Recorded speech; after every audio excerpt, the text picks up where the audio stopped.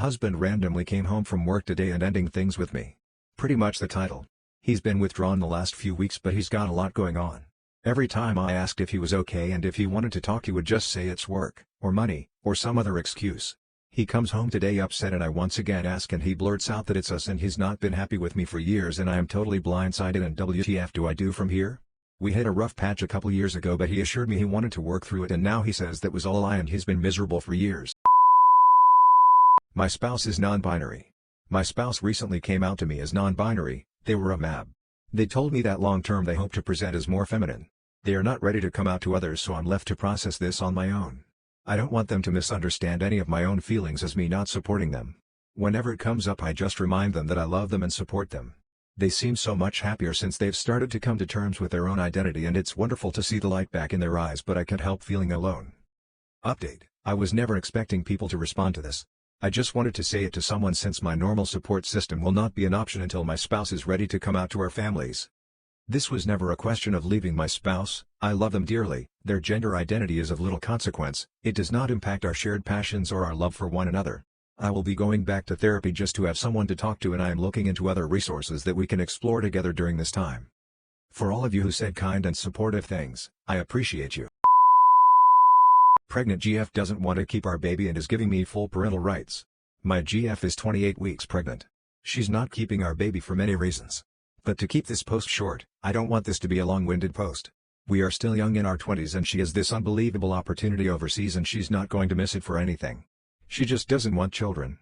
It's fine, it's her choice. Her first choice was going through adoption since there's a long list of couples wanting a newborn and she was already looking up agencies. But I told her I don't feel comfortable with strangers raising our daughter and I want our daughter. She was hesitant at first because she doesn't believe in one-parent households but she changed her mind and she's on board with letting me have full rights to my daughter and she's going to sign off all her rights over to me. I'm going to be a dad. I'm going to be a single dad and I'm thrilled. I haven't told anyone else other than my parents and they are excited to be grandparents. We actually have a scheduled C-section for 36 weeks of pregnancy. I pray everything goes well for both the mother of my child and my daughter. My GF and I are splitting up. We're pretty much already broken up since the second trimester. It sucks because we've been together for a really long time but this is the best thing we can do for both of us with these difficult circumstances. I'm tearing up as I write this but I know everything will be okay with God having my back. My life is changing dramatically, I'm losing the love of my life but I'm gaining a lot at the same time, my daughter. I have a lot to be thankful for.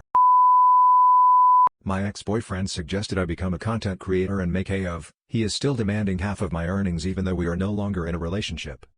My now ex-boyfriend suggested and convinced me to make hay of. I didn't want to do it at the time but eventually gave in as we were short on cash for rent and groceries. My account began making around £400 £800 a month shortly after my account was created. It is still steadily earning around that amount and even higher occasionally. My ex-boyfriend contacted me recently and demanded half of the month's earnings and even had the audacity to say that I owe him money as he's the one who gave me the idea and believes he is entitled to half of my earnings. I kindly refused and he became quite aggressive. He said that towards the end of this month I better have his money ready for him or else. I'm stuck and didn't know where to turn but Reddit as I don't have a lot of friends or family that I can talk to about this particular subject. My son passed away 2 weeks ago. Last words keep replaying in my head. My eldest son was 16. He was my wife's firstborn and I adopted him at the age of 7 making him my only son at the time. I loved him as much as my other 2 boys we had later. He was my best friend for so many years, but definitely started to back off in his teens where he just became standoffish and just a teenager I guess. Anyway on the first his mom was heading to a town about 90 minutes away. He was awake and doing stuff around the house when she left around 10 a.m. I work from home and was on a call until around 1130 when I came out of the office I told him and his brother I was running to get us lunch. He kind of just nodded at me without saying much, which was normal. I got back to the house with the food around 1220.